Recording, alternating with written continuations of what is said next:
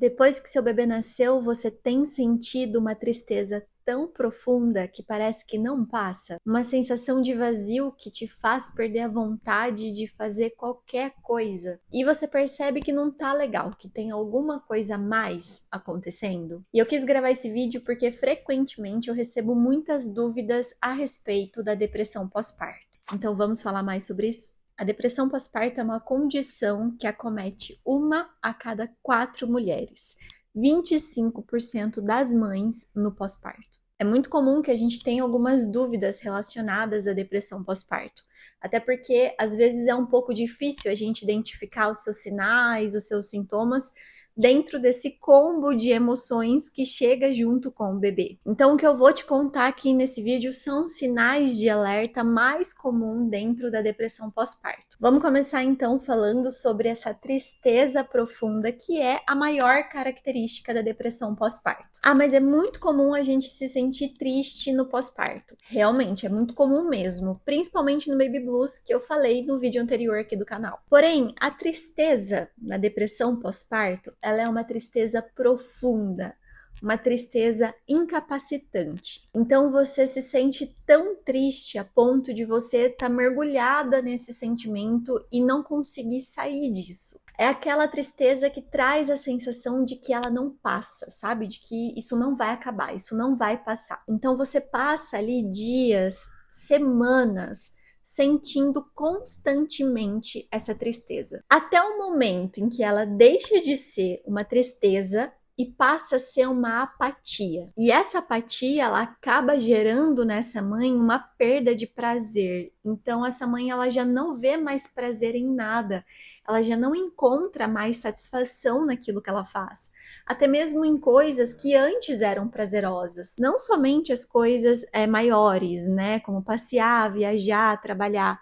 Mas até as coisas menores também. Então, levantar da cama, escovar os dentes, pentear o cabelo, sentar no chão e brincar com o bebê, fazer uma comida, se alimentar. Parece que falta uma vontade de viver mesmo, assim, sabe? A gente entende que esses são os primeiros sinais de alerta, né? Essa tristeza profunda, constante, uma apatia, né? Essa sensação de vazio. Mas a gente encontra outros sinais e por vezes até um pouco discretos também, que precisa de um olhar mais focado naquilo para a gente perceber que tem alguma coisa acontecendo. Como, por exemplo, uma dificuldade de se conectar com o seu bebê, uma dificuldade de, às vezes, interagir com ele. É uma mãe que talvez não consegue olhar muito para o seu bebê. Ela vai trocar a fralda, por exemplo, e é muito comum quando a gente vai fazer isso com o bebê que a gente fique brincando com ele, né? Nossa, que xixizão, vamos trocar a fralda, vamos trocar a roupinha. Na depressão pós-parto, muitas vezes não permite que a mãe tenha essa interação com o seu filho. Ela vai, troca a fralda, troca a roupa, faz o que tem que fazer e acabou. Não conversou com o bebê, não brincou com o bebê, não interagiu naquele momento com ele. Às vezes está amamentando, mas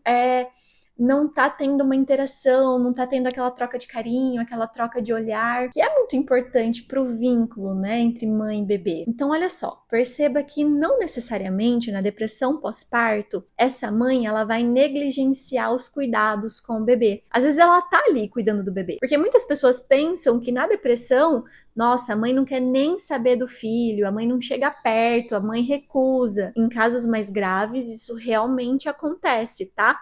Mas não necessariamente vai ser assim, isso não é uma regra. Então, muitas vezes, essa mãe, ela cuida sim daquele bebê, mas é de uma forma fria, que ela não consegue interagir com ele. E não é culpa dela, ela não tá escolhendo fazer isso, é uma condição. É aquilo que ela tá passando, que tá fazendo com que ela não consiga se conectar com seu filho. O sono é um outro sinal de alerta na depressão pós-parto. Muito provavelmente, alguma alteração nesse sono vai acontecer. Então, por exemplo, às vezes a mãe, ela não consegue descansar, ela não consegue dormir. Ah, Letícia, mas no pós-parto a gente não tem muito tempo para dormir. Concordo com você. E é justamente por isso que quando você pode, quando você tem esse tempo, você dorme. E quando isso não acontece, quando a mãe, mesmo podendo dormir, mesmo podendo descansar, aquele momento que dá para ela fazer isso, ela não consegue fazer. Isso é um sinal de alerta. Ou então, um outro extremo disso, ela não consegue ficar acordada. Então ela passa o tempo inteiro dormindo, ela quer dormir, ela sente sono, ela sente essa necessidade, e mesmo depois que ela dormiu, que ela descansou e que ela acorda, ela se sente cansada. Ela sente uma fadiga que não passa. E esses extremos também acontecem no apetite da mãe. Ou essa mãe, ela sente uma necessidade de comer o tempo todo, ou ela sente zero fome. Ela não come nada, ela não consegue se alimentar. E em casos mais graves, novamente, é muito possível que essa mulher, né, que essa mãe, ela tenha pensamentos negativos e pensamentos ruins, no sentido de machucar ela mesma ou até mesmo machucar o seu bebê. Um outro sinal que também é muito comum e pouco falado é a irritabilidade. Então, é uma mãe que às vezes está irritada o tempo todo. Alguma coisa saiu do planejado, alguma coisa na rotina aconteceu que não permitiu que ela fizesse aquilo que ela tinha se programado para fazer, gera uma irritação absurda, assim, né? Incontrolável. Não é muito falado, mas é um sinal possível a ser apresentado na depressão pós-parto. A depressão pós-parto, ela não sai escolhendo a dedo, não. Qualquer mulher pode ter, mas existem sim alguns fatores de risco que colaboram para esse diagnóstico. E talvez essa seja uma das perguntas que eu mais recebo a respeito da depressão pós-parto, porque é muito comum a mãe ouvir isso ou ler na internet que